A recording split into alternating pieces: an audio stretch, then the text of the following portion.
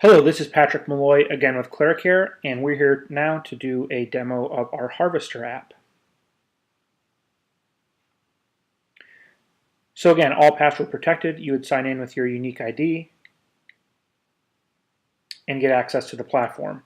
So Harvester is our safety net. This is meant to organize all of your patients and put them into what we call reactivation buckets, which you'll see here. So these buckets are high value, low hanging fruit that we've identified through our platform, and then they also just organize them in a more meaningful way for the office staff to go through and track these patients and ensure that they do not slip through the cracks. So we will start with today's patients. So there are two subcategories within today's patients. Right now we're under scheduled patients. So again, this is dummy data, so pay no attention to the patients to sort of 164, but these would be the patients coming in the door today. And what the idea is we want the staff to take action before that patient walks out the door. They're either leaving with an appointment scheduled, or we're going to know when the scheduled follow-up is going to take place, and our app will track all that. To the right-hand side are the scheduled calls. So this could have been 3 weeks ago, 3 months ago. Who did I say that I was going to call? Today happens to be October 4th. So we'll say, who am I going to call on October 4th? Again, our system tracks all of that, so you know what calls I have to make today. Instead of relying on a sticky note in a file or some other paper-based system, the app captures all of that. So let me show an example of what it would look like when patients are coming in and walking out the door. Again, so at the left-hand side of the screen, you're going to see at a glance those relevant pieces of information. At the bottom left, you're going to have access to the same level of detail that we saw in Huddle. So if that patient does have questions, you're able to answer them no matter who you are, if you're their provider, or if you're new to the office even, you have that ability to answer their questions and be informed about what their particular status might be. Then you'll see at the bottom there, we're tracking on recall and restorative. So this is really important, right? We want to know, are they coming in for their next time for a cleaning or for a procedural appointment? And there could be that there is no follow-up needed. So let's say that they have no diagnosed work to be done. Well, that would be no follow-up, and we would just go ahead and schedule that. However, on the recall side, we know that they need to come back in for their 6-month cleaning. So we're either going to schedule the appointment right then and there, or we're going to schedule a call back. So say, I'm out of town for the next month. I'm going to Europe for vacation. Call me when I get back, and I can do it then. You go ahead and select that date, and it would populate on today's calls when that particular date comes up.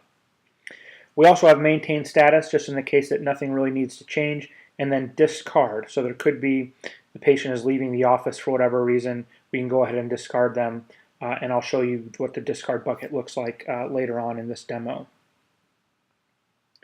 We're now going to go into the recall bucket. So again, recall bucket, we are not just tracking them by are they in recall or not, but we're even more specific to are they to be scheduled, which means they're at risk, are they overdue, are they way overdue, or are they just not in your recall system at all. So again, this is dummy data, so don't pay attention to the numbers.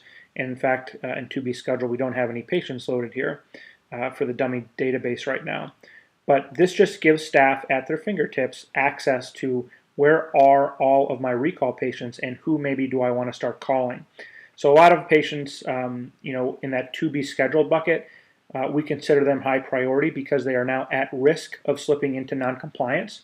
They've been in the office within the past 6 months, but now they're at risk of going overdue, and at that point we would call them out of compliance. So, that would be a bucket where you would just be able to work that list in real time. It's refreshed every single day, and you can call those patients before they slip into noncompliance. And when it gets into overdue and way overdue patients, you can be a bit more selective. So let's say you want to sort them by their recall date and by how many remaining benefits they have left. You can go ahead and do that. So you can see I can sort multiple columns here, and then there's the gray X on the right-hand side to sort of reset all of that.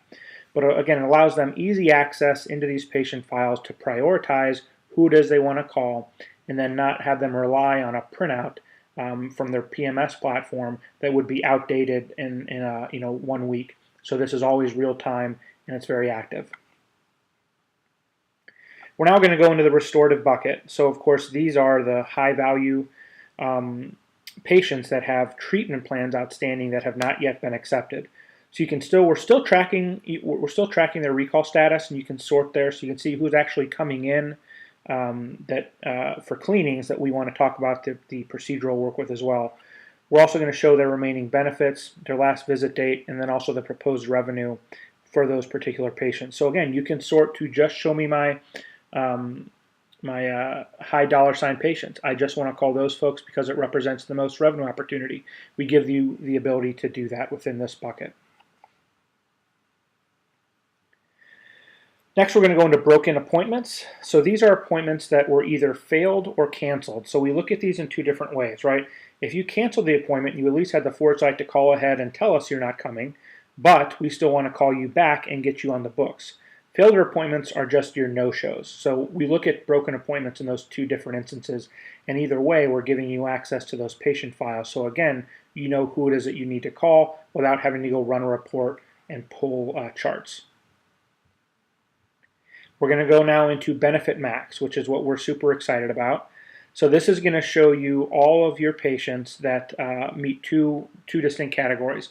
One, they have outstanding treatment plans on the restorative side that have not yet been accepted. And two, they have remaining insurance.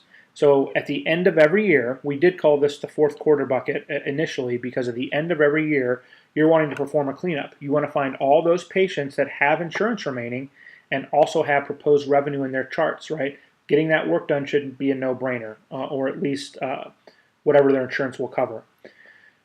But we also recognize the value of having this bucket throughout the rest of the year, especially maybe in the first quarter of a year when everyone's insurance resets. So there may be a lot of patients who don't accept treatment plans because they can't afford it and their insurance won't cover it until it resets the next year.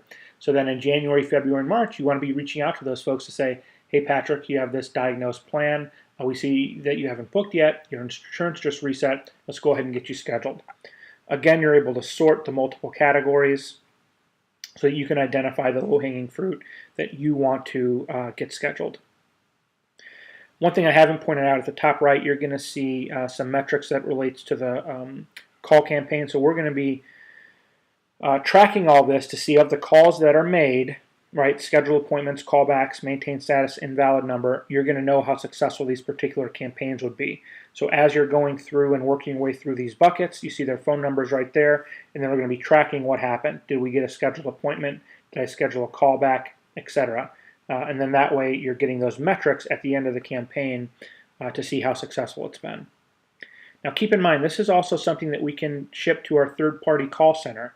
So they will have the benefit of our app, and they will have the benefit of all the information we provide them on your patients. And this has been very, very helpful because oftentimes third-party call campaigns, they are not armed with the information, especially at the level of detail that we provide it, so they're unable to answer questions. Our call center has access to all of this information. So again, in the patient file, they'll be able to answer questions. They'll be able to talk about family members out of compliance, how much insurance is left, what are the outstanding treatment plans for that particular patient. It just gives them a better level of granularity that they otherwise would not have, and they'd sound uninformed when talking to that patient. So we also have an AR bucket. So these are showing folks that are 90 days or more overdue. Again, these are calls that offices are routinely making, but it's just a very laborious process. It's very paper-based, and patients slip through the cracks, and this just gives it more top of mind. Who owed us a balance? When was their last payment? And who do I need to get on the books? Then in our discard bucket, this is sort of the final fallback. So I'd say maybe twice a year, maybe once a quarter, the head of operations or the head doctor in the office is going to want to go through and sort through this discard bucket to understand, okay, who do we really need to consider inactive? It could be folks died. It could be that they moved away, or they've been completely unresponsive to multiple reach outs. And at that point, you just want to consider them inactive. So this discard bucket is sort of that catch-all, right? People who are not responsive, who we have a bad number, we just can't reach anymore, or for any other reason, they died, they moved away. And this just gives them that final sort of audit function to say, who do I still want to consider an active patient within my database? Because the one thing that we found is that these doctors often don't believe the information that their PMS will be telling them. So Eaglesoft or Dentrix may say, you have 4,000 active patients. And the doctor says, there's no way that's true.